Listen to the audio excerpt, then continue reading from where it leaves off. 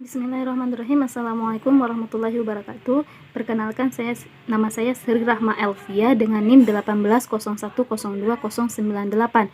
Pada video ini saya akan menjelaskan salah satu materi dari MK Filsafat Umum sebagai tugas final.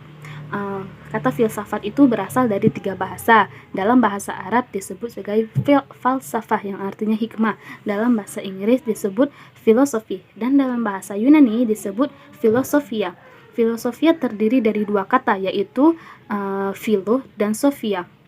Philo berarti suka atau cinta dan sophia berarti kebijaksanaan. Sehingga dalam bahasa Yunani kata filsafat berarti cinta kebijaksanaan. Sedangkan pengertian filsafat secara istilah, terdapat banyak pengertian yang dikemukakan oleh para filsuf.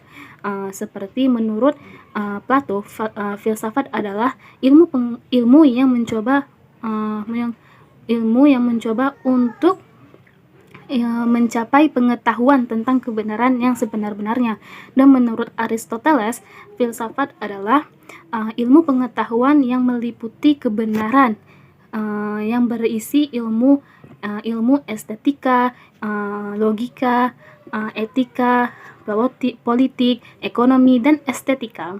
Dimana filsafat adalah cara berpikir kritis, radikal, sistematis, mendalam, dan konseptual.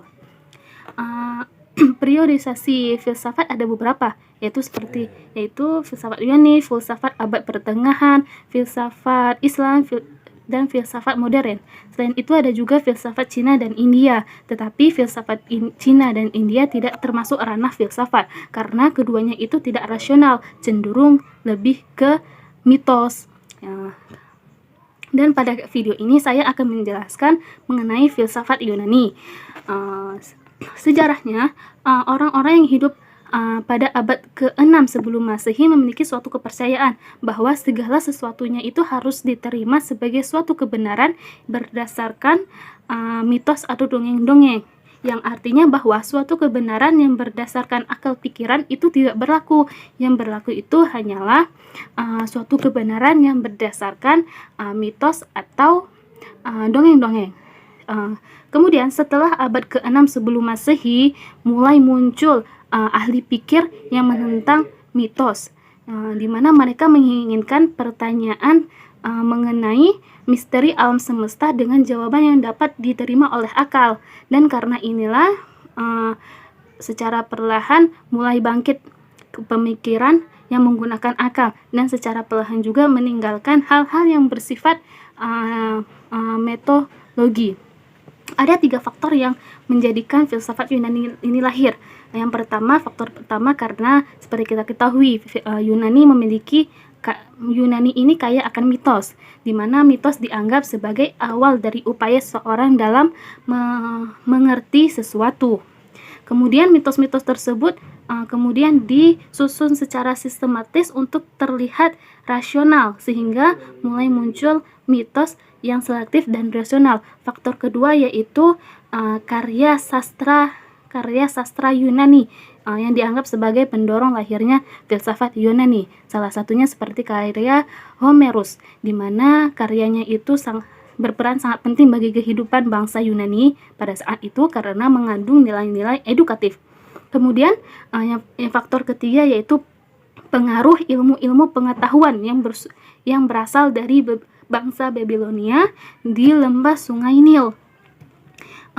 Dan karena kecakapannya dan kemampuannya, bangsa Yunani kemudian mengembangkan ilmu-ilmu tersebut, sehingga mereka mempelajari ilmu pengetahuan itu bukan berdasarkan aspek praktisnya saja, tetapi juga berdasarkan aspek teoritis kreatif. Dan karena 3 faktor ini, mulailah mitos ini secara perlahan digeser oleh akal. Dan karena pergeseran tersebut mulai lahirlah filsafat Yunani.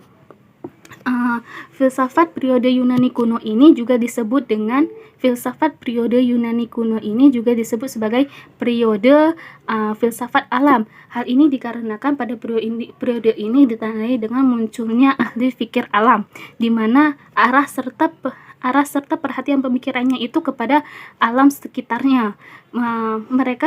Mereka juga membuat pernyataan-pernyataan tentang gejala alam berdasarkan akal pikiran, serta mereka juga mencari asas yang pertama dari alam semesta yang sifatnya mutlak.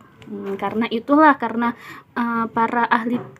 para filsuf di periode ini lebih cenderung pemikirannya tentang alam, maka disebut periode ini periode filsafat alam. Kemudian dalam periode ini terdapat beberapa filsuf. Yang pertama seperti Thales. Thales merupakan filsuf yang digelari dengan bapak filsafat. Aristoteles memberinya gelar the father of philosophy karena ia adalah orang yang mula-mula berfilsafat. Yang gelar ini diberikan saat ia mengemukakan pertanyaan, apa sebenarnya bahan dari alam semesta ini?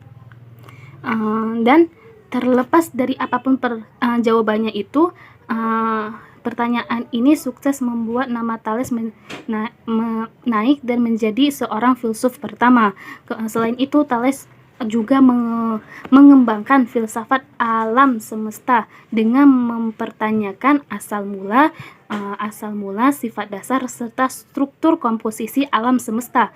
Ia juga mengembangkan ilmu astronomi dan juga matematika, di mana ia juga disebut sebagai ahli matematika pertama dan juga the father of deductive reasoning atau bapak penalaran deduktif. Pemikirannya yang paling terkenal yaitu bahwa asas alam semesta adalah air, di mana ia beranggapan bahwa air adalah asas alam semesta. Kemudian yang kedua itu filsuf Anaximandros, di mana ia merupakan orang yang berjasa dalam astronomi dan geografi, di mana ialah orang yang pertama yang membuat peta bumi. Di mana pemikirannya dalam pendapat mengenai asas pertama alam semesta, di mana yaitu ia menunjukkan dan memilih sesuatu yang tak terbatas, yang dalam bahasa Yunani to apeiron, yaitu sebagai sesuatu yang tak terbatas, abadi sifatnya dan ada selama-lamanya. Dan juga ia berpendapat bahwa bumi itu berbentuk silinder, di mana lebarnya 3 kali lipat lebih besar dari tingginya, di mana ia berpendapat bumi itu tidak bersandar pada apapun. Kemudian yang ketiga ada Pythagoras. Pythagoras tidak meninggalkan tulisan apapun, sehingga apa yang perlu diketahui dari Pythagoras harus ada kesaksian. Pendapatnya yaitu bahwa substansi dari semua benda adalah bilangan. Dan juga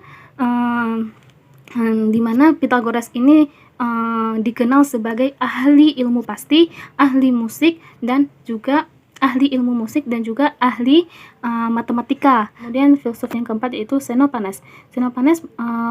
Namanya terkenal saat untuk pertama kalinya ia mengemukakan bahwa filsafat itu bertentangan dengan mitos, dan juga ia merupakan orang yang memiliki daya nalar yang sangat kritis. Kemudian yang kelima ada Heraklitos merupakan kawan Xenophanes dan Pythagoras. Ia dijuluki sebagai si gelap karena untuk menelusuri cara berpikirnya itu sangatlah sulit.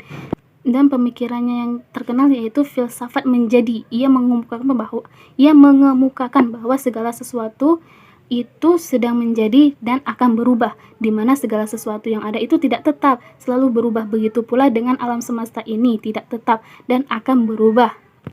Kemudian selain filsafat Yunani kuno juga dikenal filsafat Yunani klasik, di mana pada periode Yunani klasik ini filsafat Yunani berkembang sangat pesat, di mana filsuf yang paling terkenal pada periode ini yaitu Socrates, Plato, dan Aristoteles.